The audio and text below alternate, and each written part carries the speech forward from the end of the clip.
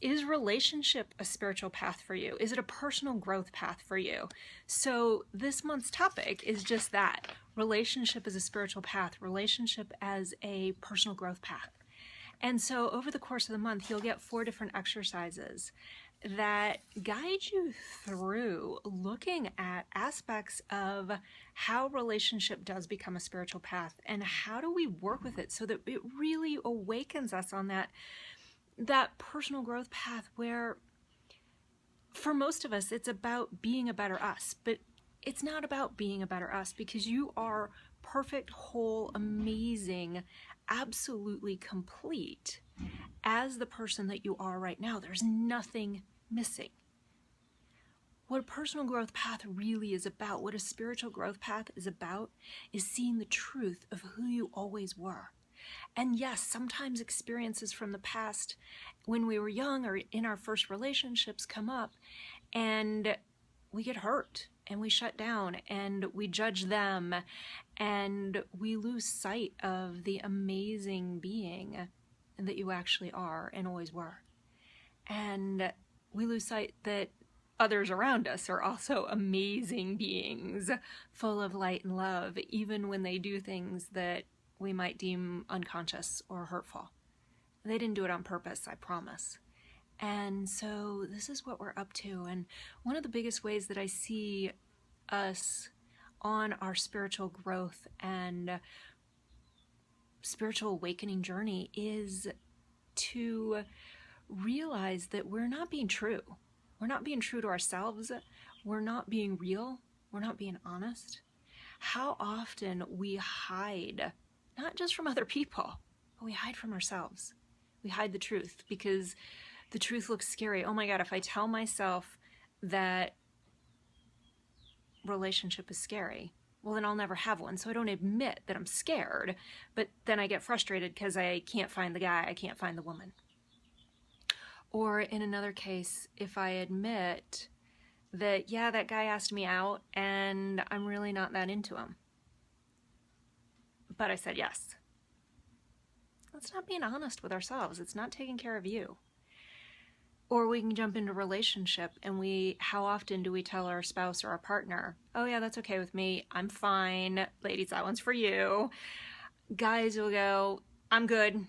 And you walk away because you don't want her to get upset, because you don't want to deal with the conflict. This is not real. If you don't want to deal with the conflict, you're pretending that you're not upset. And I can tell you that if you think there's any way that that's going to bring you closer together, it's absolutely creating separation. It's absolutely separating the two of you. So what we want to look at is start inviting you. And one of the exercises that we'll do over the course of the month is getting you to look at where you're not being authentic, where you're not telling the truth, where you're not being honest. And you can start looking at that now. And so that's one piece. Where have you said yes when the truth was no? Whether you're in a relationship or you're looking for one, or you're one of those people that's, still not sure I ever want to go back there again. Wherever you are, it's perfect, but that authenticity journey is playing out. So I invite you to look at that one. And then I also invite you to look at, let's see, what did I want to bring to you next? Oh yeah, okay. I'm gonna let the car go by. And the next thing I wanted to talk to you about was something, it's a spiritual concept that was actually originally taught by the Buddha. And what it's called, and I teach this in all of my courses, and so some of you that have been working with me for a while have heard this. Some of you that are new, I'm blessed to have several new clients jump in this summer while I created some space to see some more one-on-one clients, is the idea of the middle ground. And in the middle ground, as the Buddha teaches it, not the happy medium, not the lesser of the two evils, but the place where we're actually totally free. And we're free to be ourselves. We're not grasping. We're not trying to do something or be something so that we can get love, attention, success, so that we can get recognition, so that we can get sex, for that matter. So we're not trying to grasp onto anything.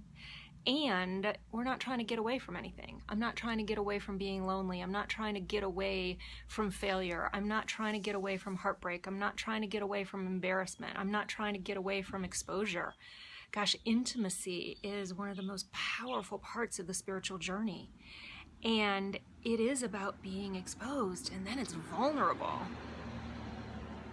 I really like being outside, but I gotta deal with the cars. So there's a vulnerability to it, but if we're avoiding vulnerability, we can't be free to enjoy the relationship or the potential relationship that's in front of us. We can't connect with the one that you fell in love with if you're already in relationship.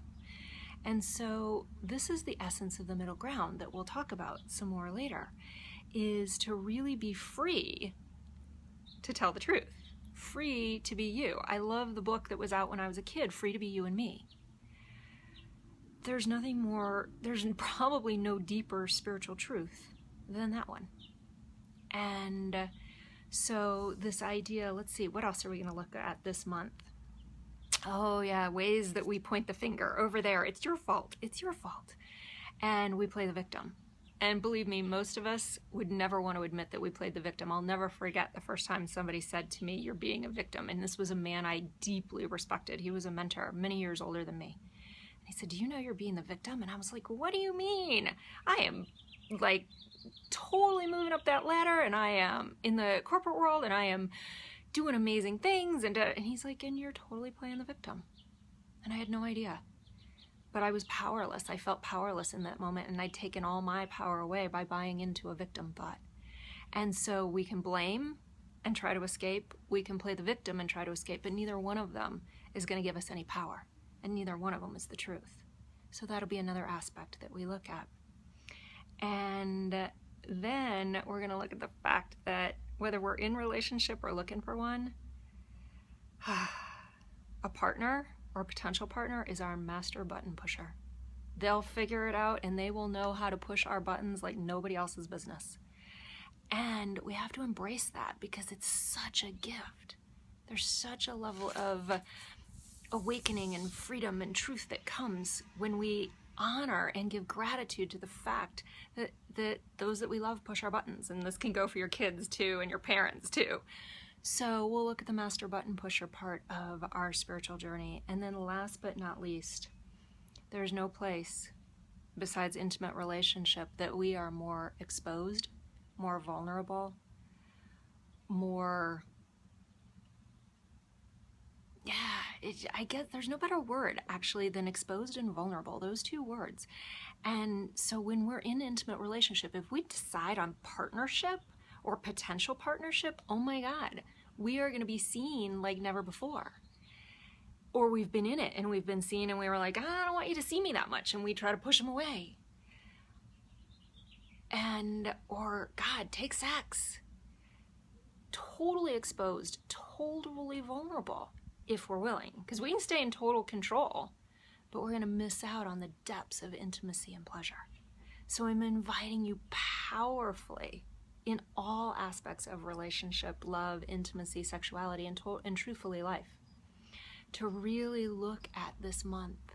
How is my relationship, or my lack thereof, a great teacher for you?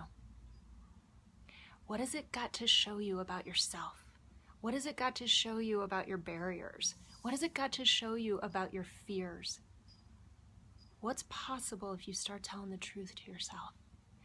And so that's what I want to close with, is really that deep invitation to come home through the spiritual path back to you, back to who you are at your fullest, at your most amazing. And this is whether you are in relationship or not. The wind's blowing my papers where I had my notes about what I wanted to tell you. Whether you're in relationship or not, whether you're looking for it, longing for it, or wondering if you want to try it again, this is the place that will invite you to come home to you like never before. This is the part and the opportunity to experience a life of joy and passion and pleasure beyond what you imagine, truthfully. And I'm not saying that in a way to exaggerate. It's the pure, raw truth of what's available. And so I'm honored to be on this journey with you. Watch for emails coming up. Many, many, many blessings. Bye-bye.